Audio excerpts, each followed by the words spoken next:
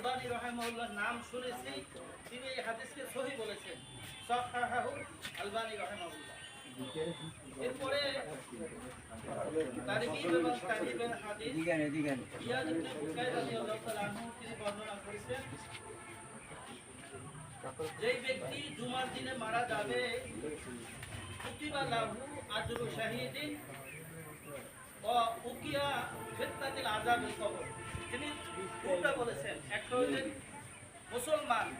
মুসলমান হতে হবে, শর্ত লাগিয়েছেন যদি মুসলমান হয় আর জুমার দিনে অথবা রাতে মারা যায় তাহলে ওই ব্যক্তিকে শহীদি দরজা তাকে দেওয়া হবে।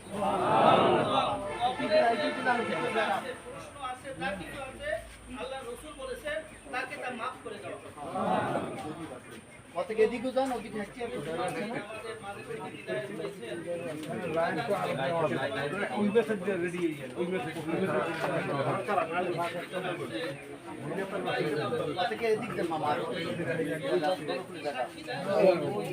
আমরা শুনে বলছি সেজদার জায়গা নাই, তাহলে ওই ব্যক্তিকে আল্লাহ রসুল বলেছেন আমি কতকে এদিকে যান পাঁচ দিকে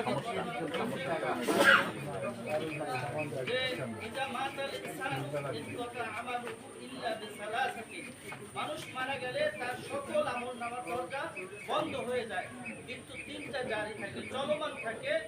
নাম্বার 1 সদকাতুল জারিয়া, যদি কোনো সদকায়ে জারিয়া কল্যাণমূলক কোনো কাজ করে থাকে কিয়ামত পর্যন্ত এর সব তার আমল নামা যেতে থাকে।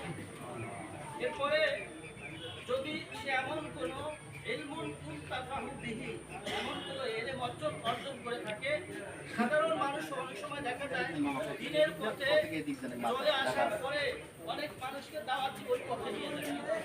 আমরা দেখেছি যারা চরমনার মুরিদ, যারা তাবলীগ জামাত করে, এইভাবে যারা ইসলামিক সংগঠনের সাথে যারা জড়িত, নিজে ওই দলের সাথে যোগ হইয়া দেখা গেছে তেমন কোনো ইলম কালাম নাই, কিন্তু অনেক মানুষ ওই পথে নিয়ে গেছে। যার ভিতর দেখা আছে কি নাই? তো যেই ব্যক্তিদেরকে নিয়ে গেছে তারা যে আমল করবে, ওই আমল তার আমল নামায় দিয়ে দেওয়া হবে। যদি সন্তান থাকে ওয়ালাদুন সালিহুন ইয়াদউ লাহু, যদি নেক সন্তান দুনিয়ায় রেখে যেতে পারে, মারা যাওয়ার পরে ওই সন্তানেরা তার মাতা পিতার জন্য দোয়া করবে। আল্লাহ রাসূল বলেছেন এই সদকায়ে জারিয়া অর্থাৎ এই আমলটা চলমান থাকবে। আমি অন্য একটা হাদিস বলে শেষ করছি, দীর্ঘায়িত করব না। রাসূল কারীম সাল্লাল্লাহু আলাইহি ওয়াসাল্লাম তিনি ভবিষ্যৎবাণী করে গিয়েছেন, এক ব্যক্তি মারা গিয়েছে, মারা যাওয়ার পরে বেচারার অবস্থা তেমন ভালো ছিল না। কিছুদিন পরে তার অবস্থান ভালো পর্যায়ে নিয়ে যাওয়া হয়েছে।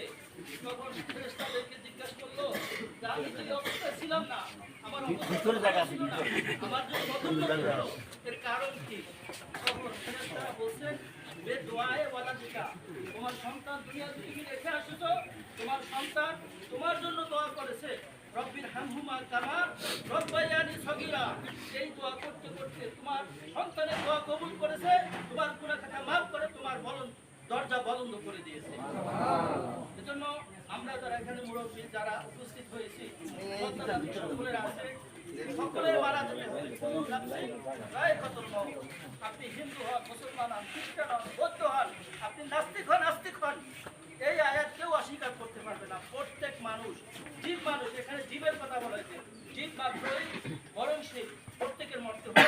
মরার পরে আমাদের বিশাল আখিরাত রয়েছে। আখিরাতের জন্য আমরা কি করব, এটা দুনিয়া আমাদের কামাই করে যেতে হবে। আর দুনিয়া মাজরাআতুল আখিরা, আখিরাত খেত দুনিয়ায়।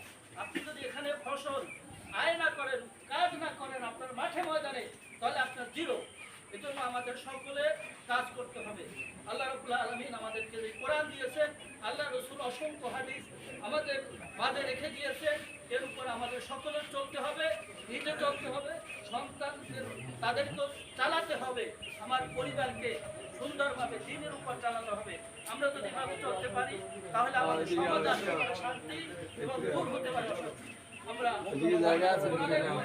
রসুলের হাদিসের উপর আমরা সকলে আসতে পারি। বলে আমি এখানে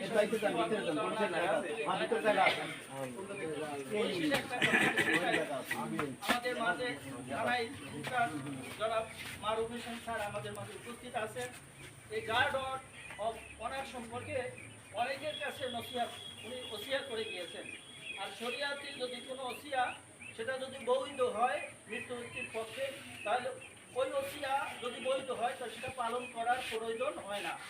আমার কাছেও বলেছে এরকম ওই মুক্তিযোদ্ধা মোশাররফ ভাই ওনার কাছেও বলেছেন, আরও তার বন্ধু বান্ধব বাড়ির লোকজন এই মামা আব্দুল্লাহ গাজী সাহেবের কাছে বলেছেন, অসংখ্য মানুষের কাছে বলে গিয়েছেন। এজন্য থানার থেকে যারা এসেছেন তাদেরকে আমরা ধন্যবাদ জানাই। পরিশেষে এই যে গার্ড অফ অনার উনি নিষেধ করেছেন, আমরা এই কাজে আর সামনে অগ্রসর হব না। স্যারের সাথে পরামর্শ হয়েছে, আমরা জানাজার জন্য প্রস্তুতি হই।